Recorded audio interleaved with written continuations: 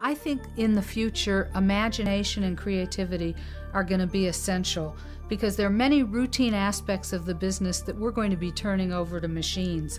Our ability to think and invent and our ability to make relationships are going to be the biggest assets that people bring, not the mechanical parts of what they do.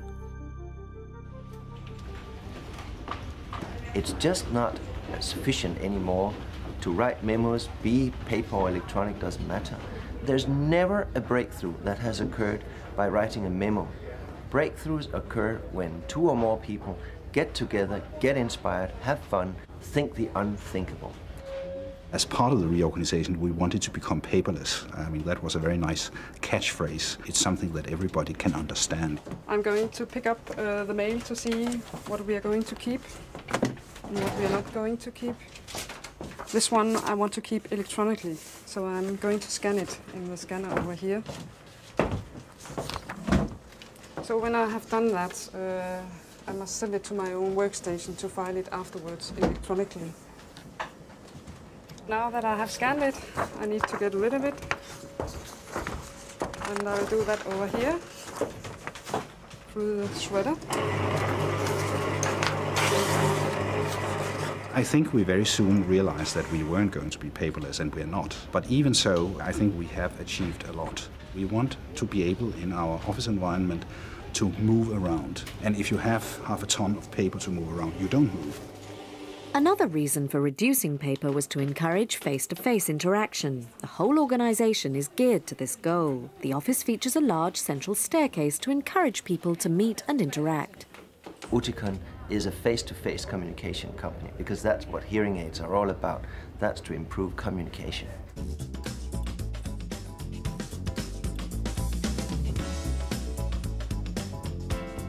All the initiating all the projects happens within the teams. It can be over a cup of coffee in the coffee bars or over lunch. Actually, a lot of new ideas come up at lunchtime, it seems.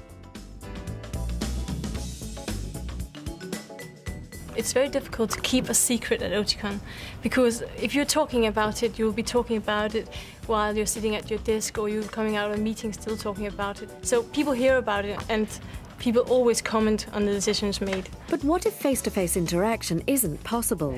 Although about half of Oticon's employees are based in Denmark, it's a global company with subsidiaries in 25 countries around the world. Okay, Klaus, can du lige highlight noget? We try to tie the international organization together by means of information technology. I mean, we cannot truly affect a face-to-face communication in our daily work with someone in Australia. But that is where the intranet and the electronic infrastructure is going to help us. But despite the use of technology to facilitate remote communication, Oticon has no intention of following digital down the remote working path. I think, in principle, this company could operate with people working from their homes.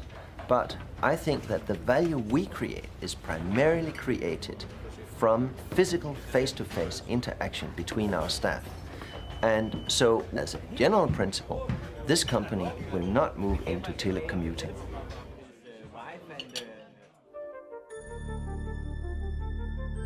I think telecommuting is a tremendous employee benefit. It saves us all those traffic jams of getting into cities, but I think people are still going to need to convene face-to-face in groups. The social bit is terribly important. You can't trust someone that you actually haven't laughed with. Wise organizations spend a lot of money bringing their people together.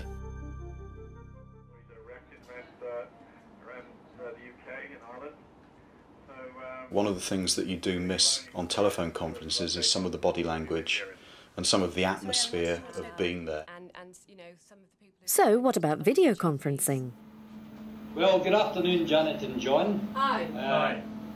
My name is Bobby Redmond. It's very good for getting to know people that you're working with.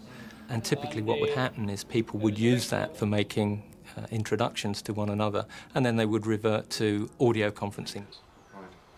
Just develop and change leadership skills. I don't think you can actually build a relationship working remotely. I think it's something that builds by seeing the whites of people's eyes in meeting rooms, in pubs, wherever you happen to be working. But you do have to have the face-to-face contact.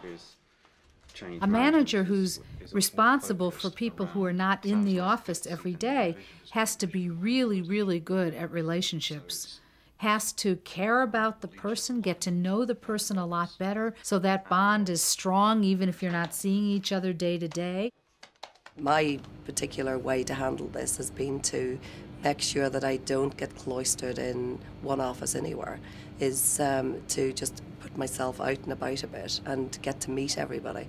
The face-to-face contact is essential. There is no way that I can achieve what I need to achieve if I try to do it remotely. So it's important for managers to keep up social contact with their remote employees. But what about keeping tabs on the work side of things? The smart manager doesn't meddle in how people go about doing their job. The smart manager sets the target and the goal and what the output is on a mutual basis with the employee.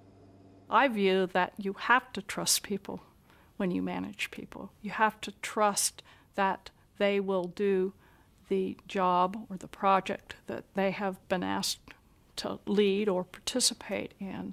But you do need to check in to make sure that they are making progress towards the goal, make sure that they're getting the help that they need. It could be done by occasional face-to-face meeting. It could be done by electronic mail or utilizing the web forum concept. So we're not relying totally just on trust. We're also relying on a lot of very tangible things that managers can manage. Getting the numbers, getting the measures, keeping things on track, helping people communicate with each other, those skills are really necessary.